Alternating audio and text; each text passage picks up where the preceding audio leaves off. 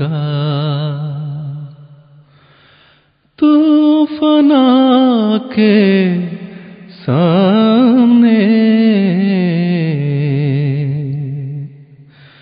چل نہیں سکتی کسی کی کچھ قضا کے سامنے،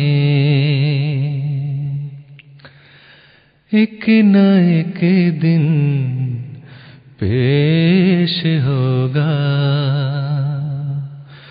تو فنا کے سامنے، چل نہیں سکتی کسی کی کچھ قضا کے سامنے۔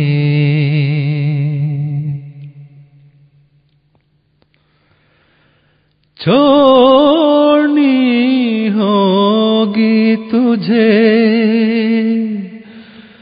دنیا فانی ایک دن، چھوڑنی ہوگی تجھے دنیا فانی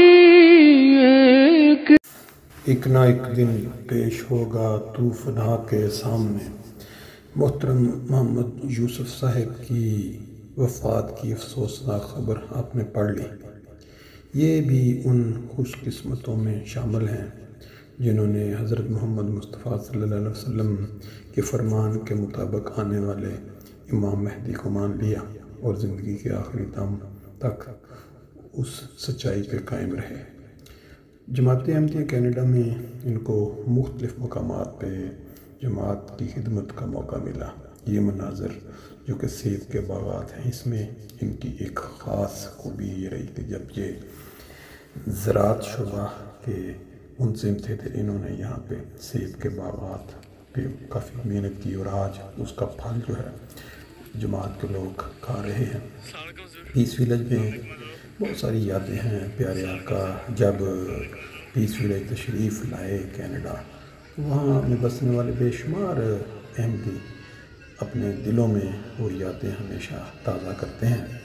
محترم یوسف صاحب کی بعض یادیں یہاں محترم ناصر احمد وینس صاحب جو ہمارے چچا ہیں انہوں نے بھی شیئر کی ہیں، پہلے آپ نے تحریر دیکھ لی ہوگی۔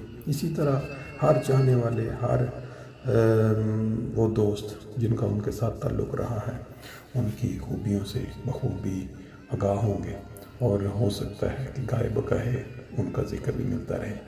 لیکن پیس ویلج کا جو ماحول ہے، جو پیارے آقا یہاں تشریف لاتے رہے ہیں، وہ والا ماحول جو ہے وہ آج بھی ہر احمدی کے دل میں زندہ ہے۔